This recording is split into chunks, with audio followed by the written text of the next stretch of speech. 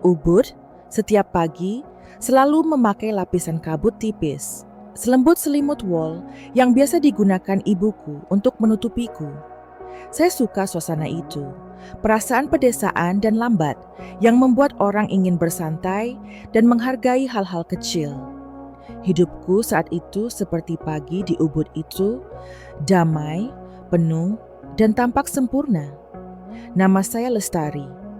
Saya mengajar menggambar kepada anak-anak di sebuah pusat seni kecil yang terletak di tengah persawahan dan musik gamelan bergema di kejauhan. Saya tidak mempunyai impian untuk menjadi terkenal atau menghasilkan banyak uang. Impianku sangat sederhana, hanya melihat senyum putriku, Sekar Ayu, dan sarapan bersama suamiku, Raka, di bawah sinar matahari pagi, setiap hari membuatku bahagia. Orang sering berkata, lihatlah rumah saya, ini seperti gambaran keluarga ideal yang patut dicontoh. Raka, suamiku, adalah pria yang tenang, sukses, dan terampil dalam berurusan dengan orang lain. Dia menjalankan jaringan homestay terkenal di Bali, selalu sibuk, namun masih meluangkan waktu untuk mengantar Sekar ke sekolah atau memasak makan malam bersama saya di akhir pekan. Ada malam hari, ketika kami bertiga berkumpul dan menonton film Studio Ghibli. Dia terkikik ketika Totoro muncul, dan aku memandang ayah dan anak dan merasa gembira. Aku berpikir, jika ini mimpi, aku tidak akan pernah mau bangun. Saya percaya pada cinta, percaya pada keluarga. Percayalah bahwa jika Anda hidup dengan tulus dan penuh kasih sayang, cara Anda memperlakukan hidup akan terasa lembut. Dan karena itulah, aku tidak merasa ragu ketika Raka mulai sibuk. Katanya pekerjaannya diperluas, turis kembali lagi setelah pandemi, jadi dia harus melakukan survei, menandatangani kontrak, bertemu mitra baru. Saya percaya itu semua. Percayalah seperti keyakinan orang bahwa fajar akan datang lagi esok pagi. Tapi kemudian, Stir perhamsingstedsel mulawat penebas ke setiap sudut rumah. Raka jarang sekali menggunakan tatapan mata penuh kasih sayang seperti sebelumnya. Saat makan, dia sering duduk untuk makan dengan cepat, sambil memeriksa ponselnya sambil makan. Setiap kali saya bertanya, dia hanya tersenyum tipis dan berkata, "Itu hanya hal kecil, jangan terlalu banyak berpikir." Saya mulai merasa berlebihan. Meski di luar, saya tetap seorang istri yang penuh perhatian dan ibu yang berbakti kepada anak-anak saya. Namun ada sesuatu di matanya yang tidak lagi sama. Rasanya seperti berdiri di tengah keramaian dan masih merasa tersesat. Saya masih mencoba untuk mempertahankan momen-momen yang akrab. Aku mengajaknya jalan-jalan sore, seperti saat pertama kali kami jatuh cinta, tapi dia menolak karena sibuk. Saya memasak hidangan favoritnya, nasi goreng, soto ayam, dengan harapan dapat membawanya kembali ke hari-hari sederhana itu. Namun dia memakannya dengan cepat, mengangguk terima kasih, dan kemudian kembali ke atas untuk bekerja. Saya menghibur diri sendiri. Mungkin ini hanya masa sulit. Setiap orang terkadang merasa lelah. Saya yakin semuanya akan baik-baik saja.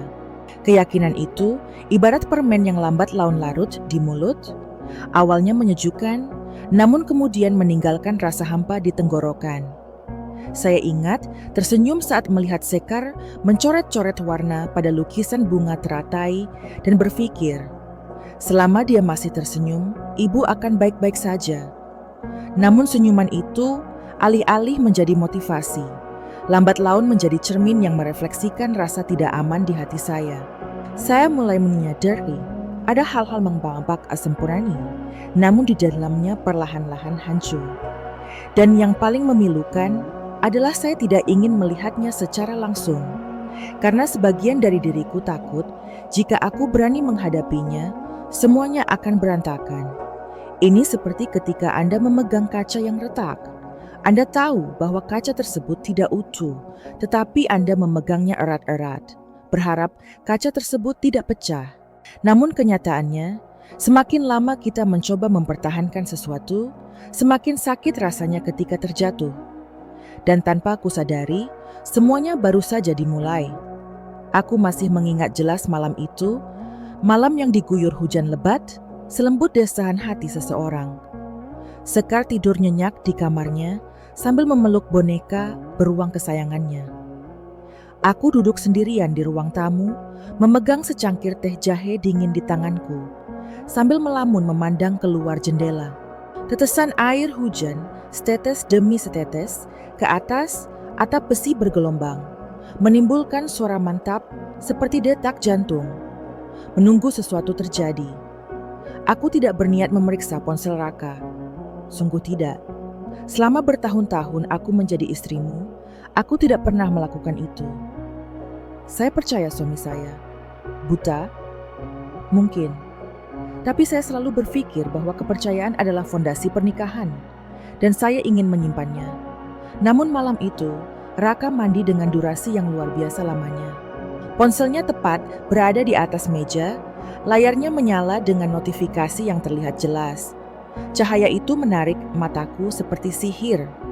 Saya tidak ingin melihat, tapi aku melihat. Dan kemudian, saya melihatnya. Pesan dari seseorang bernama Nadine Aluna. Besok jadi, ya, aku kangen, diterjemahkan sebagai, mari kita bertemu besok, aku merindukanmu. Saya tercengang, seluruh orang tampak membeku. Ini bukan karena pesannya terlalu panjang atau terlalu terbuka, tapi karena hanya beberapa kata pendek, ibarat pisau yang menusuk hati. Saya membuka pesan itu, tanganku gemetar. Jantungku berdebar kencang seperti genderang singa di TED. Tidak ada seorang pun di sekitarku yang bertanya, haruskah aku melakukan ini? Jadi aku mengikuti intuisiku, perasaan yang dimiliki seorang wanita ketika dia tahu dia akan dikhianati. Rantai pesan tampak seperti film gerak lambat. Ada kata-kata manis, janji, pertemuan rahasia, dan yang paling penting adalah ada hal yang pernah Raka lakukan untukku. Sekarang, dia mengulanginya, tapi tidak denganku, tapi dengan gadis lain. Dia memanggilnya abang, sapaan manis yang saya gunakan saat menjalin hubungan jarak jauh. Ia mengirimkan foto selfie setiap pagi dan malam, tersenyum cerah, rambutnya sedikit tergerai, dengan pesan, apakah kamu sudah makan? Dan Raka, yang pernah berkata, aku benci mengirim pesan, membalas dengan sangat cepat, banyak. Saat itu, saya tidak menangis. Aneh sekali. Aku hanya duduk di sana, diam. Rasanya seperti ada kekosongan di hatiku yang baru saja dihilangkan udaranya. Saking kosongnya, emosi tak bisa keluar. Saat Raka keluar dari kamar mandi, rambutnya masih menetes, aku masih duduk di sana, memegang ponselnya di tanganku. Dia menatapku, matanya sempat panik, lalu langsung berubah dingin, seolah sedang membela diri. Tak perlu aku bertanya, siapakah Nadine? Karena semuanya sudah jelas. Raka hanya berkata, berikan teleponnya padaku. Saya menjawab dengan kalimat ringan, apakah ada yang ingin Anda katakan? Terjadi keheningan panjang di antara kami. Lalu dia menghela nafas, seolah lelah, dan hanya mengucapkan satu kalimat, maaf. Aku tertawa, tidak keras, hanya bersuara lembut, seperti tertawa dalam hati. Saya bertanya lagi, apa yang Anda minta maaf? Karena curang atau karena ketahuan? Raka tidak menjawab, matanya menghindariku. Ibarat anak kecil yang tahu perbuatannya salah, tapi tak berani meminta maaf. Saya tidak berteriak, saya tidak memukul, saya tidak menangis. Aku hanya berdiri, menuju kamar Sekar, berbaring di sampingnya, memeluknya erat. Aroma susu bayiku membantuku mempertahankan ketenangan terakhir. Saat itu, aku hanya tahu satu hal. Aku tidak bisa membiarkan putriku tumbuh di rumah yang penuh kebohongan. Tapi aku juga tidak bisa mengambil keputusan apapun saat hatiku hancur. Keesokan paginya, matahari masih terbit, sinarnya masih masuk melalui tirai seperti setiap hari. Tapi bagiku, ada sesuatu yang mati di dalam. Iman, sesuatu yang saya hargai selama bertahun-tahun, tidak lagi lengkap. Aku menyaksikan Raka bersiap berangkat kerja seperti biasa. Dia merapikan kerah bajunya, mengoleskan parfum, dan masih berusaha tersenyum, seolah tidak terjadi apa-apa tadi malam. Tapi saya berbeda. Aku tahu, sejak saat itu, aku bukan lagi Lestari seperti kemarin. Saya minawal apa yang akan Shins lakukan selanjutnya. Tapi satu hal yang saya yakini, saya tidak akan duduk diam. Saya tidak akan membiarkan orang lain menentukan nilai saya. Aku mungkin telah mempercayai orang yang salah, tapi aku tidak akan meninggalkan diriku sendiri. Dan hal pertama yang perlu kulakukan adalah mengenal dengan jelas orang yang memasuki hidupku, Nadine Aluna, si gadis hujan yang muncul di balik lingkaran ilusi. Karena aku butuh kebenaran, saya perlu melihatnya secara langsung untuk mengetahui bagaimana melangkah maju. Bukan untuk orang lain, tapi karena aku, karena Sekar, dan karena hatiku layak untuk disembuhkan. Dulu aku berpikir, sakit hati adalah akhir. Saat itulah Anda mengetahui bahwa orang yang paling Anda cintai ternyata meninggalkan Anda dengan cara yang tidak Anda duga.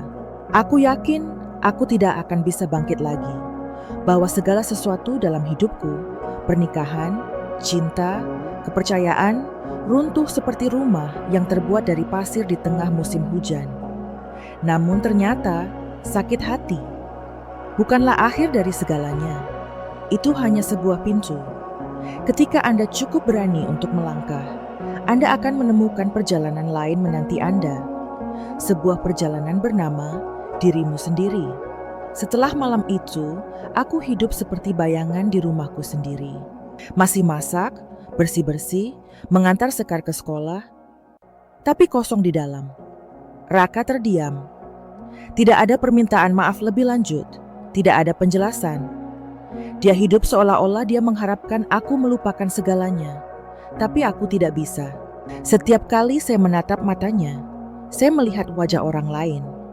Seorang gadis muda yang belum pernah saya kenal, namun memasukkan dirinya ke dalam keluarga saya, ke dalam kepercayaan saya, ke dalam kenangan yang telah saya curahkan sepenuh hati untuk saya kembangkan.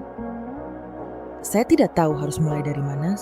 Ada suatu sore ketika saya duduk di sebuah kafe yang saya kenal, menyaksikan awan melayang dengan malas melintasi langit ubud dan bertanya-tanya, siapakah saya sekarang? Istri yang dikhianati, ibu yang kesepian, atau wanita yang tidak punya apa-apa lagi untuk dijaga? Namun kemudian, dalam momen yang sangat acak, saya melihat Sekar berdiri di depan cermin, mengikat rambutnya dengan ikat rambut yang sering saya pakai, lalu berbalik dan bertanya, "Apakah kamu secantik seorang putri?" Saya memandangnya, tersenyum dan mengangguk, bahkan lebih cantik.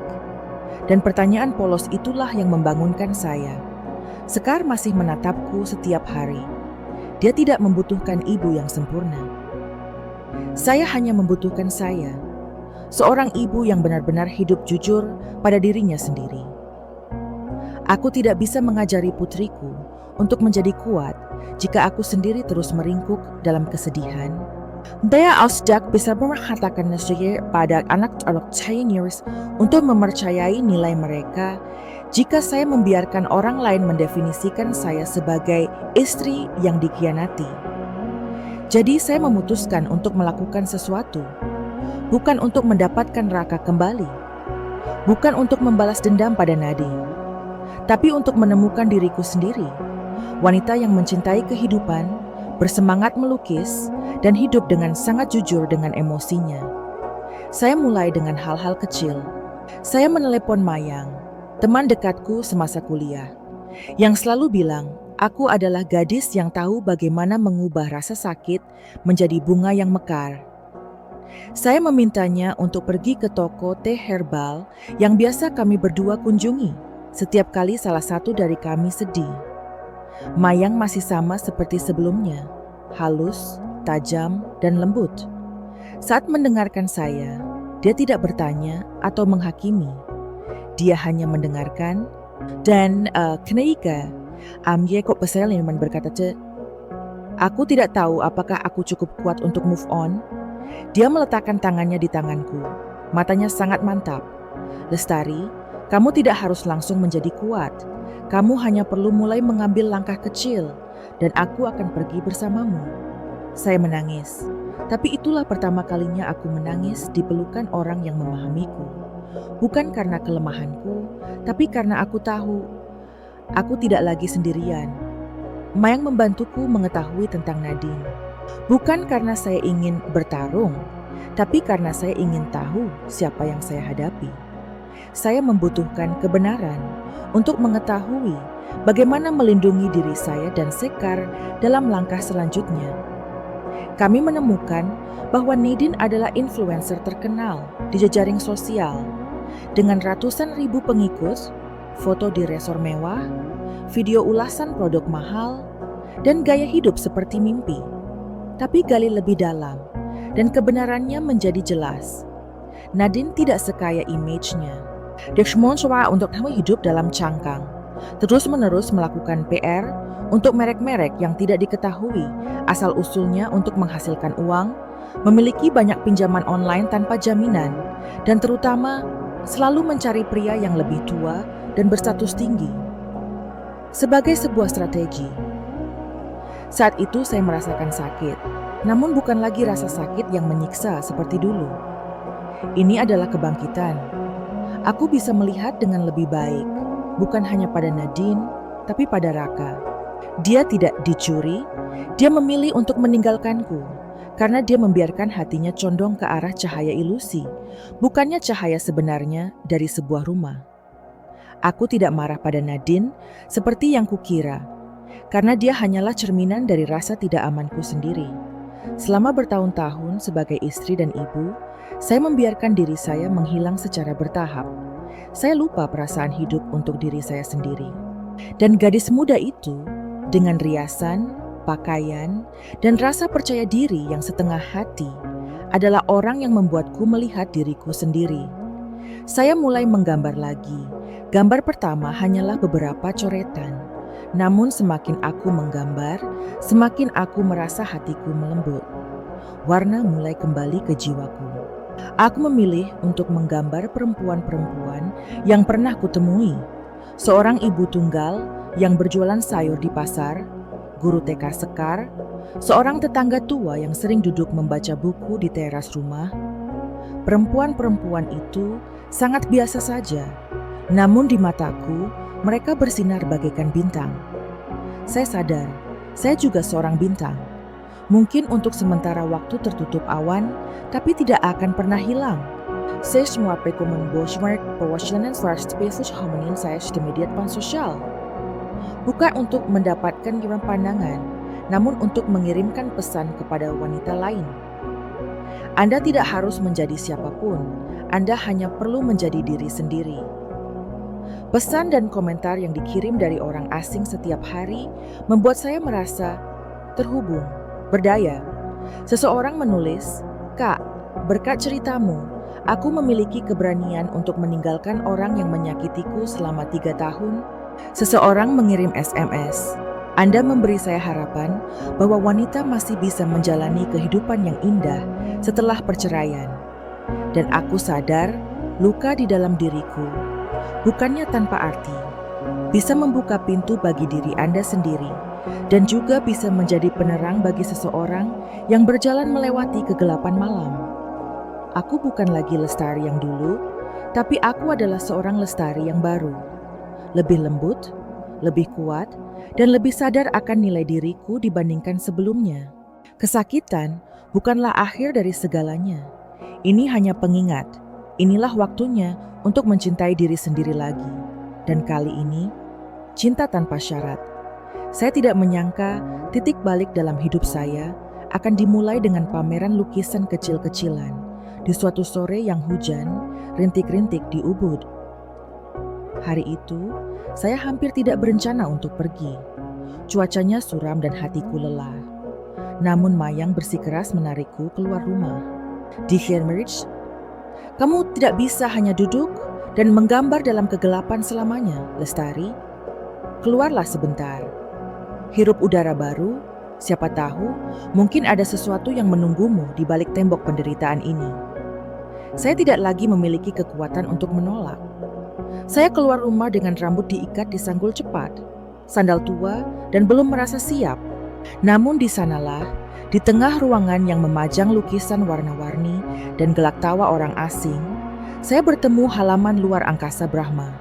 Pria yang membawa cahaya berbeda di hari-hari yang tampaknya gelap di hatiku. Dia bukan tipe orang yang menarik perhatian sejak awal. Tidak ada suara, tidak ada kesombongan. Dia berdiri diam di sudut, lama sekali memandangi lukisan berjudul "Wanita Duduk di Bawah Pohon Kesepian". Entah kenapa aku memperhatikannya, mungkin karena matanya, mata seseorang yang telah melalui banyak suka dan duka, namun masih cukup lembut untuk diam-diam memandang kehidupan. Saya berdiri di dekatnya, tidak bermaksud memulai percakapan, namun kemudian dia berbalik, mengangguk sedikit dan berkata, "Lukisan ini mengingatkan saya pada istri saya." Suaranya dalam dan hangat, tidak terburu-buru, tidak mencari perhatian. Aku balas tersenyum dengan sopan. Tapi antaris melak juluk kunci. Ada semenanjal berbedoma bercakap yang lalu. Tapi menurutku, dia tuh masih ada di suatu tempat. Di tengah angin, di suara hujan, di cahaya seperti ini. Entah kenapa hatiku sedikit bergetar saat mendengar dia mengatakan itu. Mungkin sudah lama sekali saya tidak mendengar seseorang menyebut cinta dengan begitu hati-hati. Kami ngobrol sedikit, kebanyakan tentang lukisan dan warna. Saya tidak mengatakan apapun tentang diri saya, tetapi dia sepertinya merasakan sesuatu. Anem sepelung Changs, dia memberi souvenir kartu awing, tanpa mentekanan apapun, dan hanya berkata, "Jika kamu melukis lagi, saya ingin melihatnya." Saya memegang kartu nama itu sepanjang perjalanan pulang, bukan karena alasan khusus, hanya terasa hangat. Sudah lama sekali saya tidak melihat percakapan yang tidak menyakitkan, tidak memerlukan pembelaan diri, dan tidak memerlukan upaya untuk dipahami. Beberapa hari kemudian, saya mengiriminya foto lukisan yang baru saja saya selesaikan. Gambar sederhana, seorang wanita sedang mencuci rambutnya dengan air hujan di tengah taman yang ditumbuhi pepohonan. Dia segera menjawab, "Saya melihat kebebasan, baik kesedihan maupun harapan." Lalu ajakan, "Kalau punya waktu, saya biasanya minum kopi pagi di kedai kecil dekat hutan bambu selatan." Sepi sekali. Saya berpikir lama sebelum menyetujuinya. Bukan karena aku takut, tapi karena hatiku masih rapuh. Tapi kemudian saya berpikir, kenapa tidak? Secangkir kopi, pagi hari, dan percakapan tanpa pamrih. Mungkin itulah yang dibutuhkan hati saya. Pertemuan itu lebih lembut dari yang kukira. Dia sedang duduk di sana, membaca koran, bukan iPad, bukan telepon. Hanya seorang lelaki tua, duduk di bawah sinar matahari pagi, menunggu seseorang seolah itu adalah hal paling normal di dunia. Kami membicarakan banyak hal. Dia served amstong masa meraninya. Hari Narti memulai bisnis, masa kegagalan, dan malam-malam ketika istrinya menunggunya di beranda hanya untuk memberinya secangkir teh hangat. Dia berbicara dengan mata hangat dan saya menyadari. Terkadang, pria yang tersesat memiliki hati yang lebih dalam daripada orang lain. Saya kurang bercerita, tapi aku merasa perlahan-lahan aku menjadi lebih nyaman. Tak perlu menyembunyikan rasa sakit hati, tak perlu berbohong soal status pernikahan. Saya hanyalah saya, seorang wanita yang belajar berdiri. Semakin sering aku bertemu, semakin aku merasakan hatiku melembut. Bukan karena dia mengatakan hal-hal manis, tapi karena dia mendengarkan dengan kehadiran penuh. Jangan menyela, jangan menghakimi, jangan terburu-buru memberi nasihat, cukup hadir. Dan itulah yang menyembuhkan saya. Tanpa keributan, tanpa drama, hanya laki-laki yang mengerti bahwa perempuan tidak perlu diselamatkan, mereka hanya perlu dihormati. Saya tidak pernah memikirkan tentang cinta baru. Aku bahkan takut. Namun setiap kali aku kembali setelah meninggalkan kafe itu, aku membawa energi ringan di hatiku. Rasanya seperti seseorang diam-diam menyalakan kembali api kecil di hatiku. bukan untuk membakar, tapi untuk menghangatkan. Dulu aku berpikir, orang yang membawa cahaya dalam hidupku, pastilah orang yang membuat jantungku berdebar kencang. Membuat jantungku berdebar kencang. Tapi sekarang Brenda mengerti. Terkadang, orang yang membuat Anda merasa lega dan aman adalah cahaya yang sebenarnya. Suatu hari, dia bertanya kepada saya, "Lestari, apakah menurut Anda trauma menutup orang selamanya?" Saya tertawa. Mungkin, tapi hal itu juga bisa membuka sesuatu yang sangat berbeda jika kita cukup berani untuk bergerak maju. Dia mengangguk, matanya berbinar seperti sinar matahari yang menembus dedaunan. Saya tidak tahu apa yang akan terjadi di masa depan. Saya merasa satu hal yang pasti. Saya cuma berada di jalur yang benar. Meski masih ada malam-malam tanpa tidur dan kenangan yang menyayat hati. Tapi sekarang, saya punya tempat untuk bersandar. Bukan karena saya lemah, tapi karena saya telah belajar untuk membiarkan diri saya sembuh. Pak Dirgantara tidak berusaha mengisi kekosongan dalam diri saya. Dia hanya diam-diam menemani. Dan bagi saya, itu sudah cukup. Karena bagaimanapun juga, ketika kamu mulai melihat cahayanya, meski hanya secercah, itu berarti hatimu sudah siap untuk mencintai kembali. Pertama, cintai dirimu sendiri. Aku tidak menyangka bahwa hanya dengan minum beberapa kopi, sedikit ngobrol, dan beberapa pesan singkat saja sudah cukup untuk membuat orang seperti Nadine begitu marah. Tapi memang benar, ada orang yang tidak butuh banyak alasan untuk merasa terancam. Apalagi ketika yang mereka takuti kehilangan bukanlah cinta, melainkan kendali. Aku tidak tahu persis kapan Nadine mengetahui hubunganku dengan Pak Dirgantara. Bisa jadi karena sebuah foto secara tidak sengaja masuk ke dalam cerita seseorang. Mungkin karena seorang kenalan kebetulan melihat kami bersama di sebuah bincang-bincang tentang seni. Atau sekadar firasat, sesuatu yang sangat sensitif bagi wanita seperti dia. Apapun itu, aku tahu, begitu Nadine mulai memperhatikan, dia tidak akan duduk diam. Mayang adalah orang pertama yang memperingatkanku. Suatu malam, dia mengirim pesan, "Tari, kudengar Nadine mulai melontarkan beberapa sindiran di media sosial, ditujukan padamu." Aku menghela nafas, tidak terkejut. Saya sudah siap secara mental untuk ini, tetapi saya tidak menyangka hal itu akan terjadi begitu cepat. Tentu saja, dia tidak memanggilku dengan nama. Hanya beberapa baris yang tampaknya tanpa tujuan. Ada perempuan yang sangat pandai berperan sebagai korban untuk naik ke posisi yang tidak pantas mereka dapatkan. Orang ketiga tidak hanya merusak pernikahan, tapi juga menghancurkan hubungan ayah anak. Kalimat-kalimat tersebut disertai dengan foto bunga krisan yang sudah layu atau secangkir teh dingin, seolah-olah sebuah sandiwara sedih yang dipentaskan dengan cermat. Saya tidak marah, hanya merasa menyesal. Aku merasa kasihan pada seorang gadis yang bahkan belum dewasa dan dengan cepat membawa ambisi yang lebih besar dari hatinya.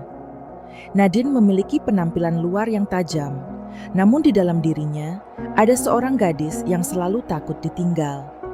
Hubungan antara dia dan ayahnya, Pak Dirgantara, sudah penuh keretakan. Dan saya, sengaja atau tidak, menjadi alasan baginya untuk melampiaskan amarahnya, untuk meyakinkan dunia. Dialah alasan segalanya runtuh.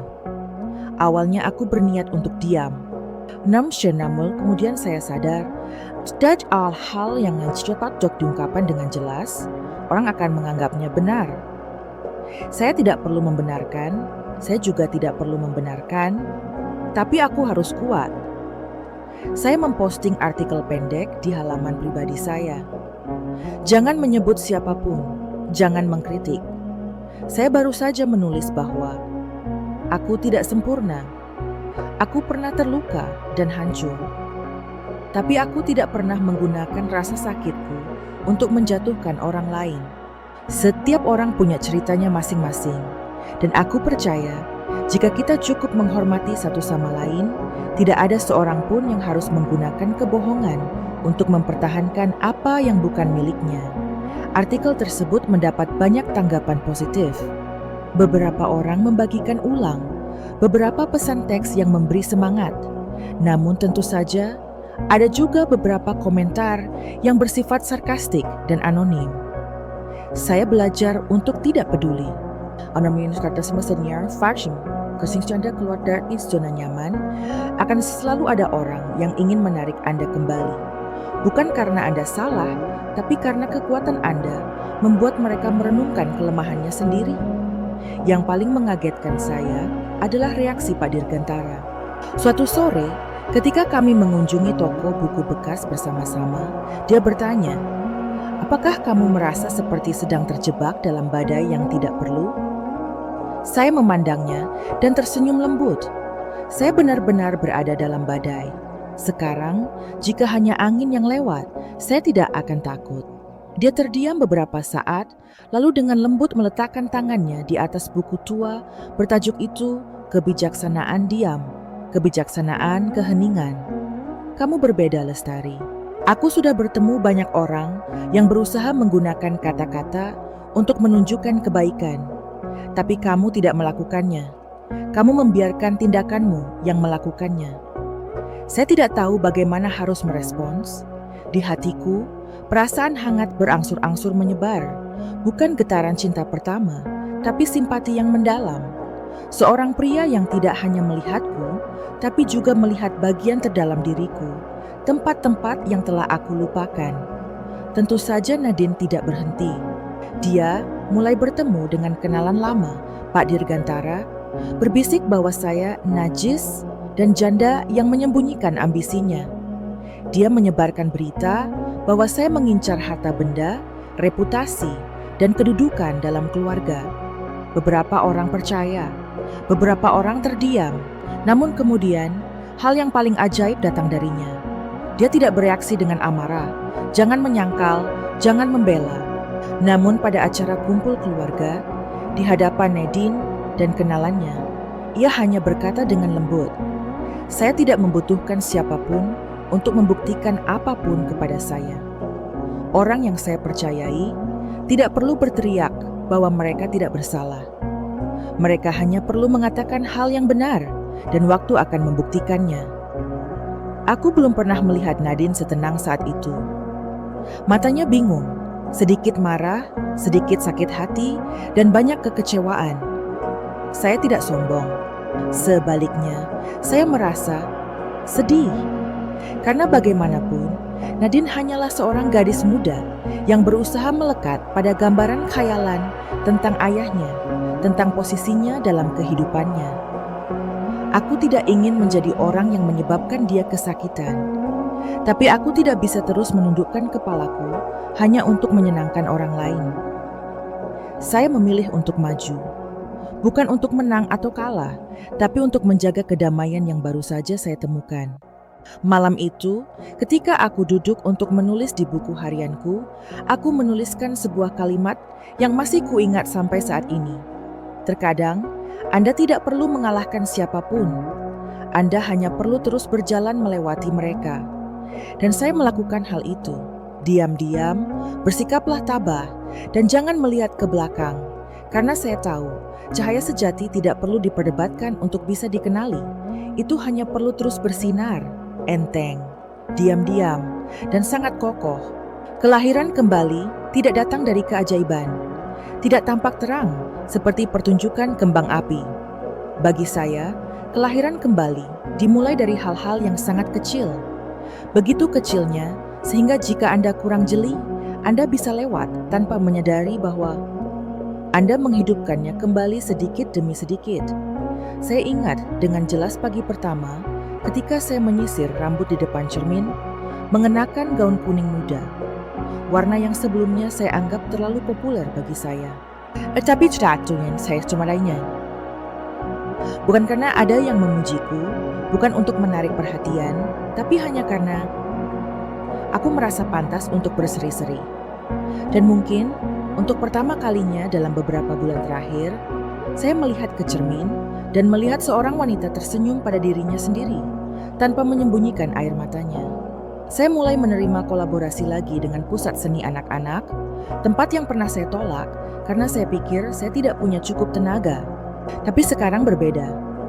Aku ingin berbagi warna, ingin melihat anak-anak dengan penuh semangat mencampurkan setiap potongan cat, ingin mendengar gelak tawa menyebar melalui jendela. Suatu ketika, seorang anak kelas 3 SD bertanya kepada saya, "Guru, mengapa kamu menggambar matahari berwarna oranye dan bukan kuning seperti orang lain?" Aku tersenyum dan menjawab, "Karena matahari setiap orang mempunyai warnanya masing-masing, anakku." Anak laki-laki itu mengangguk, lalu menggambar matahari hijau. Saat itulah saya sadar, saya tidak hanya mengajar menggambar, saya belajar kembali bagaimana hidup bebas seperti anak kecil, tanpa menghakimi, tanpa rasa takut salah. Saya menghabiskan lebih banyak waktu untuk diri saya sendiri.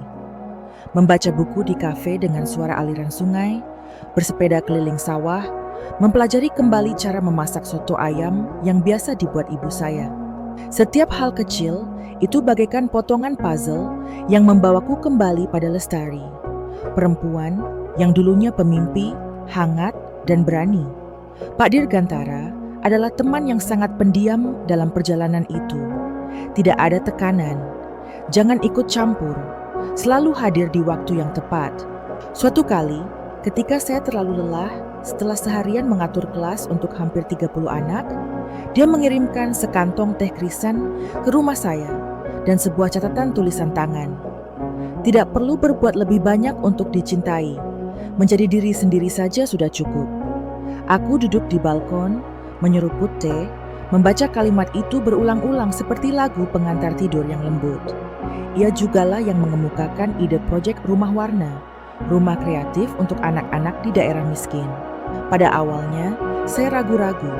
Saya khawatir saya tidak cukup kuat, tidak cukup baik. Tapi dia menatapku dengan sangat tulus. "Lestari, kamu tidak harus menjadi seseorang yang spesial. Kamu hanya perlu berani memulainya." Dan saya mulai. Dengan rumah tua yang telah direnovasi, beberapa set kuas cat, dan banyak keyakinan, rumah warna lambat laun menjadi destinasi yang familiar. Anak-anak datang untuk belajar menggambar, membaca buku, dan bermain tanah liat. Kadang-kadang, bahkan ibu-ibu datang membantu saya memasak untuk anak-anak. Tak ada yang mewah di tempat itu, tapi selalu penuh tawa. Dan ketika saya melihat lukisan-lukisan belum dewasa yang tergantung di dinding, beberapa hanya coretan, tapi penuh mimpi, saya tahu saya menjalani kehidupan yang bermakna. Berkali-kali media kecil di daerah datang untuk mewawancarai saya. Beberapa orang menyebut saya wanita inspiratif. Kedengarannya berbunga-bunga, tapi aku hanya tertawa ringan. Saya tidak mengirimkan apapun. Aku hanya bersikap nyata, dan ketika Anda hidup jujur, Anda secara alami akan menyentuh hati orang lain. Raka pernah datang ke rumah warna. Dia berdiri di luar pagar kayu, diam-diam memperhatikan saya mengajari seorang gadis kecil cara memadukan warna ungu dari merah dan biru. Dia tidak banyak bicara, hanya tersenyum sedih. "Kamu benar-benar berbeda dari sebelumnya." Saya tidak tahu apa yang membuatnya sedih. Mungkin sayang sekali. Empopong Chesterboga mengesut henyov selimia saya semas-memis berdiri, bahkan lebih cemerlang lagi. Tapi aku tidak butuh penjelasan. Saya tidak lagi menunggu pengakuan Anda. Apa yang saya butuhkan, saya temukan di mata anak-anak, dalam rasa terima kasih para ibu, dan dalam keheningan damai di penghujung hari. Saya tidak kembali untuk membuktikan bahwa saya kuat. Aku kembali menjadi diriku sendiri. Dan kali ini, aku tidak akan membiarkan siapapun membuatku memudar lagi. Kelahiran kembali, bagi saya, adalah belajar mengatakan tidak pada hal-hal yang menyakiti Anda, dan mengatakan ya pada hal-hal yang menghidupkan Anda kembali. Berani menangis saat dibutuhkan, tertawa saat ingin, dan mencintai kehidupan tanpa syarat. Aku tidak tahu kemana perjalanan ini akan membawaku. Tapi aku tahu, kemanapun aku pergi, aku akan membawa cahaya bersamaku. Bukan cahaya yang menyilaukan yang dikejar orang, tapi cahaya yang membara dan hangat, menyala dari hati yang pernah patah. dan telah menyembuhkan dirinya sendiri. Pada hari Raka kembali, hujan turun dengan ringan di Ubud. Hujan yang tidak berisik, namun cukup membuat segalanya menjadi lambat dan agak tenang. Saya sedang duduk di ruang kelas rumah warna, sedang menginstruksikan anak-anak membuat model dari karton. Ketika bayangan yang familiar muncul di luar pintu, "Itu kamu. Sudah berbulan-bulan aku tidak bertemu Raka. Sejak pertemuan singkat di luar pagar itu, dia belum kembali lagi. Dan aku juga tidak menduganya. Hidupku penuh dengan cara yang sangat unik. Tapi hari itu, ketika dia berdiri di sana, memegang payung, matanya sedikit ragu. Aku tahu dia tidak kembali hanya untuk menyapa. Saya berjalan keluar, menutup pintu kelas dengan lembut, dan membiarkan anak-anak melanjutkan mewarnai mereka. Aku dan dia berdiri di bawah serambi tua, yang dulunya merupakan tempat melukisku sendiri. Dia menatapku lama lalu berkata, "Aku merindukanmu." Saya tidak menjawab. Bukan karena aku marah, tapi karena emosiku saat itu sudah tidak ada namanya lagi. Ini bukan lagi cinta, bukan lagi kebencian. Hening sejenak, seperti saat Anda berdiri di depan pintu yang dulunya Anda kenal, kini tertutup debu seiring berjalannya waktu. Katanya Nadine sudah meninggalkannya, bahwa semuanya tidak seperti yang dia pikirkan, bahwa dia telah kehilangan lebih dari yang berani dia akui. Dia memberitahuku bahwa dia salah sejak dia meninggalkanku sendirian, sejak dia berpikir bahwa cinta bisa digantikan oleh hal-hal baru yang mencolok. Saya mendengarkan. Tidak ada gangguan, karena aku paham, terkadang orang butuh bicara untuk menenangkan hatinya. Namun dalam hatiku, aku tak perlu lagi menahan tangan yang pernah melepaskanku di tengah badai. Aku memandangnya, setenang biasanya pada malam-malam panjang, dengan bantal basah karena air mata. Aku berkata, "Aku tidak membencimu. Sebenarnya aku membencimu. Tapi aku juga bukan Lestari yang dulu kamu kenal." Dia menundukkan kepalanya. Mungkin dia mengerti. Pahami bahwa wanita yang selalu ada, selalu menunggu, kini telah belajar hidup tanpa membutuhkan seseorang untuk bersandar. Aku bercerita padanya tentang rumah warna, tentang sore hari yang kuhabiskan untuk melukis bersama anak-anakku, tentang ibu-ibu tunggal yang datang untuk belajar keahlian, tentang hal-hal yang kulakukan bukan untuk membuktikan apapun, melainkan karena aku merasa punya nilai nyata. Sekar, putri kecil kami, yang kini tahu cara mengikat rambut, tahu cara merawat ibunya, tahu cara bertanya, "Kamu capek?" Setelah hari yang panjang. Raka terdiam. Dia berkata, "Saya tidak berpikir Anda bisa berbuat sejauh itu." Saya tertawa. Saya juga tidak berpikir. Tapi ternyata, ketika tidak ada orang lain yang bisa diandalkan, saya akan belajar untuk berdiri teguh. Dia bertanya, apakah ada peluang bagi kita? Kesempatan untuk memulai kembali seperti hari-hari pertama. Saya diam, bukan karena saya tidak tahu jawabannya, tapi karena saya ingin menjelaskannya agar Anda tidak salah berharap. Aku berkata, perlahan dan jelas, "Aku akan selalu menjadi ibu Sekar, dan aku harap kamu akan menjadi ayah terbaik yang bisa dia miliki." Dia mengangguk, matanya merah. "Aku tahu kamu menyesal, namun terkadang penyesalan saja tidak cukup untuk memperbaiki apa yang telah rusak. Apalagi ketika lawan bicara sudah belajar untuk mencintai dirinya sendiri daripada berusaha mempertahankan cintanya dengan setengah hati." Raka pergi setelah pembicaraan itu. Tidak ada lagi janji, tidak perlu lagi menahan diri. Hanya dua orang yang pernah saling mencintai, saling menyakiti, dan kini sudah cukup dewasa untuk membiarkan satu sama lain pergi dengan damai. Saya kembali ke kelas. Anak-anak masih berkicau dan tertawa. Seorang gadis kecil meletakkan gambar matahari di tanganku dan bertanya, "Nona, apakah mataharimu bahagia hari ini?" Saya melihat gambar itu dan tersenyum. "Ya, mataharimu selalu bersinar, karena kamu sendiri yang tahu cara bersinar." Dan memang demikian adanya. Saya telah belajar bahwa bahwa tidak peduli siapa yang datang atau pergi, saya masih bisa bersinar dengan diri saya sendiri jika saya tidak melupakan nilai diri saya, tidak untuk dilihat orang lain. Ini mengtanj dan Biarfin dirinya hidup sepenuhnya, lembut dan utuh, seperti hangatnya sinar matahari setelah hujan. Dulu, aku berpikir bahwa kebahagiaan adalah bersama seseorang yang mencintaimu sepenuh hati. Tapi bagaimanapun juga, aku sadar, kebahagiaan sejati dimulai saat kamu cukup mencintai dirimu sendiri, hingga tidak lagi mengharapkan seseorang datang dan mengisi kekosongan. Kami, saya dan Pak Dirgantara, tidak memulai dengan pernyataan cinta romantis. Juga tidak ada wadah karangan bunga cerah atau musik apapun yang diputar di momen-momen penting.